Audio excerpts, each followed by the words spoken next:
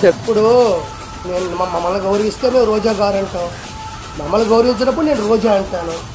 Okay, ఇప్పుడు రోజా ఏం మాట్లాడింది? అదియో నేను లేకపోతే ఇంకొకరు పోయి చేస్తున్నావు అని ఉంది. వాళ్ళేదో చిన్న చిన్న ప్రాణాలంట, చిన్న చిన్న ఆర్టిస్టులు అంట. ఈమెమన్నా నేషనల్ వైడ్ ఆర్టిస్టా? ఈవిడేమన్నా 15 నేషనల్ అవార్డులు కొట్టిందా, లేకపోతే 10 ఆస్కార్ అవార్డులు కొట్టిందా యువరాణి? వాళ్ళేదో చేసుకుంటున్నారు, వాళ్ళు స్వచ్ఛందంగా చేసుకుంటున్నారు.